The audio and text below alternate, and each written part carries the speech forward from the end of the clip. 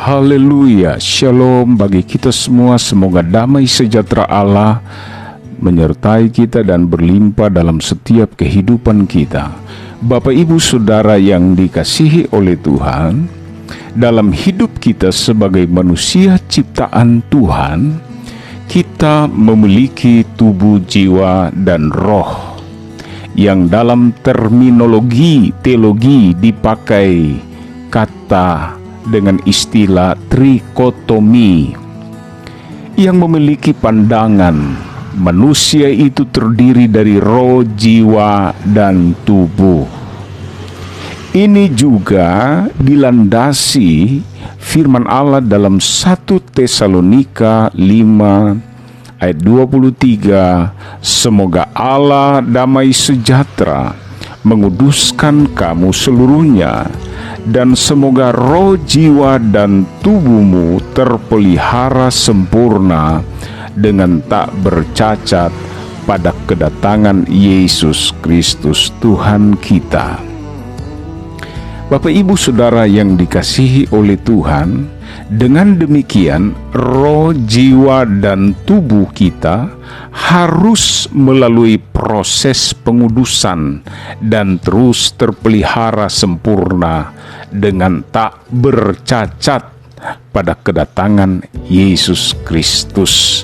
Kita ketahui bahwa trikotomi ini dalam buku tentang Roh Kudus Dr. Kenneth Hagin, dia berpandangan bahwa dengan tubuh manusia menyentuh dunia fisik, dengan jiwa manusia menyentuh dunia intelektual, dunia jiwa, dan dengan roh manusia akan menyentuh, berhadapan dengan dunia roh. Inilah trikotomi manusia. Bapak Ibu Saudara yang dikasihi oleh Tuhan,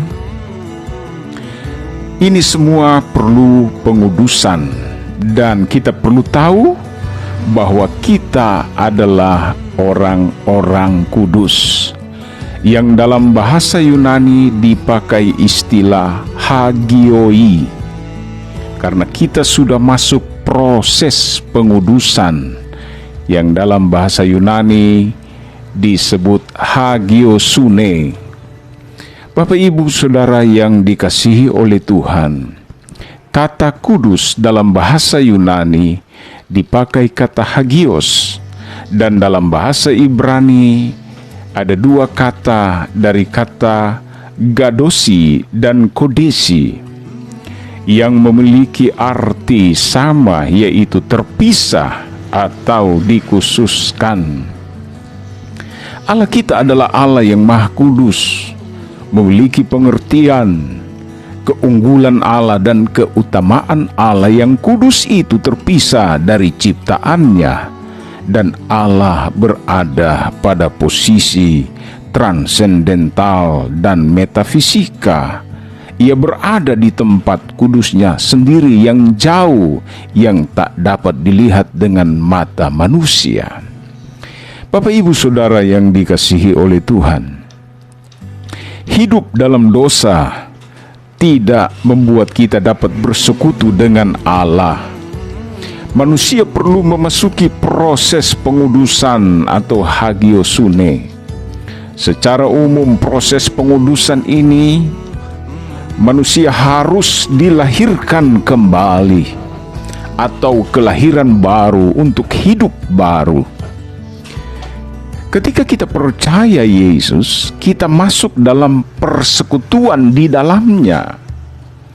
2 Korintus 5 ayat 17 berkata, jadi siapa yang ada dalam Kristus, ia adalah ciptaan baru, yang lama sudah berlalu, sesungguhnya yang baru sudah datang. Ciptaan baru adalah karya agung Allah dalam hidup manusia. Ciptaan baru melalui kelahiran baru. Dalam Injil Yohanes 3 ayat 1-7 di sana menceritakan, saudara-saudara, bahwa siapapun dia sebagai manusia harus masuk dalam proses dilahirkan kembali. Proses kelahiran kembali adalah karya agung Allah. melalui firman dan Roh Kudus. Yesus tegaskan kepada Nikodemus selaku anggota Sanhedrin atau pemimpin agama Yahudi, jika tidak dilahirkan kembali maka tidak akan melihat kerajaan Allah. Jadi Roh Kudus di sini berkarya dalam kelahiran baru dalam hidup manusia, saudara-saudara. Dan Roh Kudus sejak ini sudah ada dalam hidup manusia ketika manusia bertobat dan lahir baru. Fase selanjutnya, Yesus katakan ia akan pergi kepada Bapa dan minta kepada Bapa dan akan mengirimkan kepada murid-murid seorang penolong yang lain yang akan menyertai murid-murid dan gerejanya untuk menjadi saksi Kristus dan menunaikan amanat agung. Janji penolong yang lain itu digenapi pada Kisah 1 ayat 1 sampai 4 kalau kita membaca di sana. Ketika tiba hari Pentakosta, semua orang percaya berkumpul di satu tempat. Tiba-tiba turunlah dari langit suatu bunyi seperti tiupan angin keras yang memenuhi seluruh rumah di mana mereka berduduk. Dan tampaklah kepada mereka lidah-lidah seperti nyala api yang bertebaran dan hinggap pada mereka masing-masing. Ayat 4, maka penuhlah mereka dengan Roh Kudus.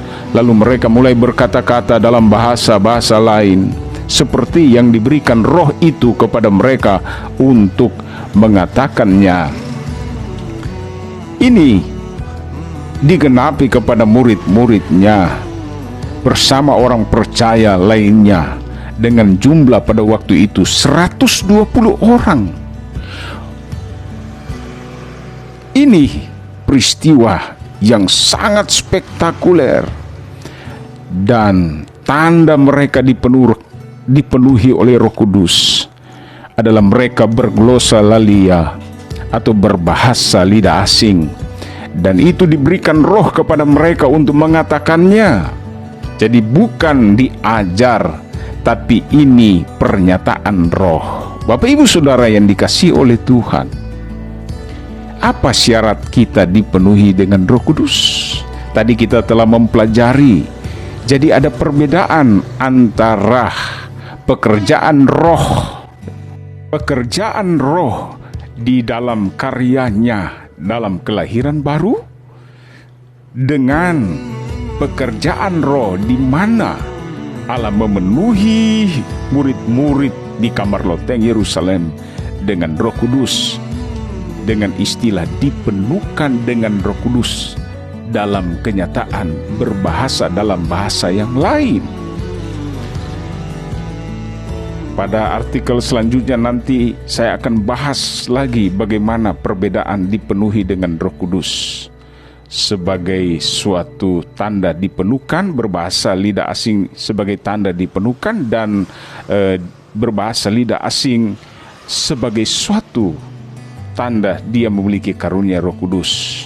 Tapi di sini saya akan tutup dalam renungan saat ini, yaitu bagaimana syarat atau kualifikasi kita dipenuhi Roh Kudus.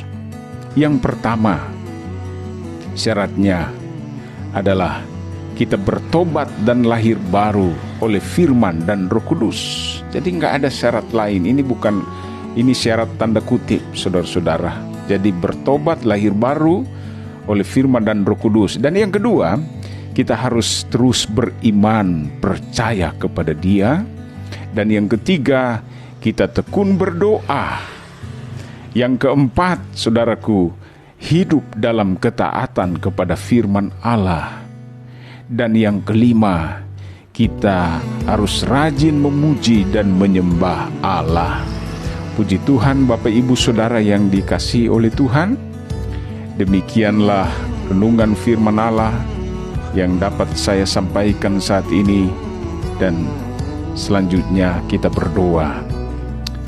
Bapa di sorga, dalam nama Yesus Kristus, tetaplah Roh Kudus terus bekerja dalam hidup kami, untuk kami melakukan firman Allah, menunaikan amanat agung, menjadi saksi-Mu sampai Engkau datang pada kali yang kedua.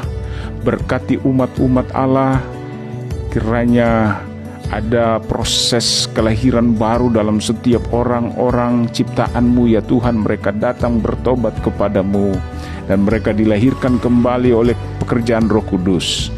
Dan juga bagi umat-umat Allah yang belum dipenuhkan oleh Roh Kudus, biarlah karya Allah menjadi nyata untuk supaya kami dipenuhkan dengan Roh Kudus ya Tuhan. Terima kasih Tuhan Yesus, kami terus percaya dan menantikan janji Allah, sebab orang yang menanti-nantikan Tuhan akan mendapatkan kekuatan yang baru. Dalam nama Tuhan Yesus Kristus kami berdoa dan bersyukur.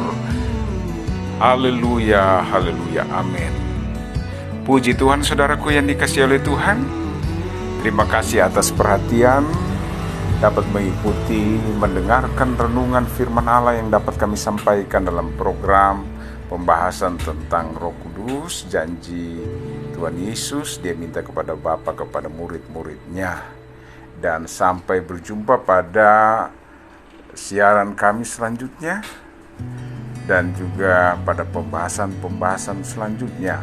Jangan lupalah like, subscribe, dan klik lonceng supaya bisa dapat terintegral pada artikel-artikel yang kami akan rilis selanjutnya dan kita akan ikuti selanjutnya. Haleluya, amin.